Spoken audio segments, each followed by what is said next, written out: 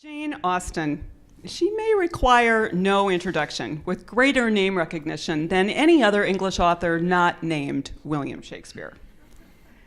Since the 19th century, we've talked about Jane Austen in relation to Shakespeare, often in dismissive terms, referring to as the little female Shakespeare, or Shakespeare in miniature.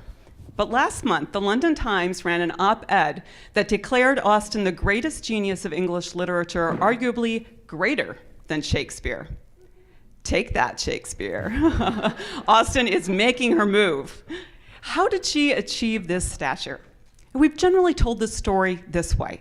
She published 6 novels. She never married. When she died, it was with little sense that her modest literary fame would grow astronomically. Critical acclaim came slowly, but today she attracts avid admirers, sometimes called Janeites. Now, these things may be facts, but they're also a partial story, and it's one that we've repeated often. It's not exactly like putting together a kit, but in some ways, when we repeat certain parts and not others, we're making Jane Austen. I especially appreciate this quote summing up the challenges. So much has been written concerning Miss Austen that there seems to be need for some sort of apology or explanation for putting forth any new volume. That's literary critic Walter Harris Pollock, and he wrote that line in 1899.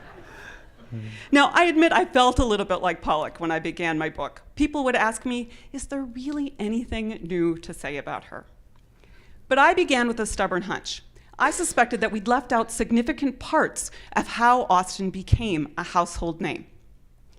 Received wisdom had it that Austen's greatness was due to other greats, due to her collateral descendants, due to big-name authors, and due to well-heeled literary critics, most of them male. We said that these greats helped make the masses see Austen as great for all. It was a kind of trickle-down theory of how her literary fame was made. Then we said, in 1995, the BBC Pride and Prejudice miniseries and the Sense and Sensibility film heated up her popularity once again. But I wondered, were there any 19th century Emma Thompsons or Colin Firths? It turns out that the answer is yes. There were dozens, hundreds of artists, actors, activists, educators, politicians, directors, playwrights who set out to solidify Austen's fame. Most literary histories, however, it either ignored them or dismissed them as lightweight. But in fact, when we look more closely, we see that some of the effects they had were profound. Take, for example, Rosina Filippi, Austen's first dramatist.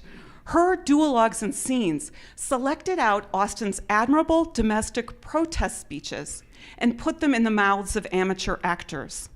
Filippi's scenes served as female empowerment tools in countless girls' schools over several decades. Or take Winifred Mayo.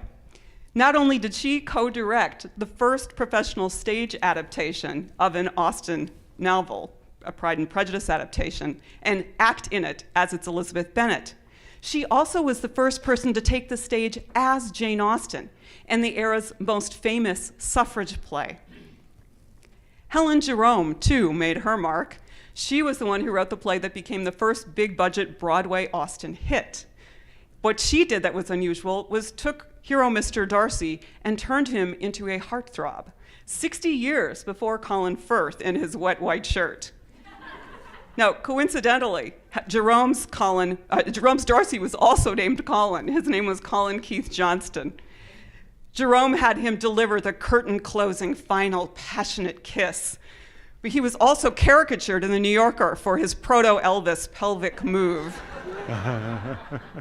So Jerome made Darcy a sex symbol for the first time. At the same time, she weakened Austen's original Elizabeth. These are the stories that my book sets out to tell.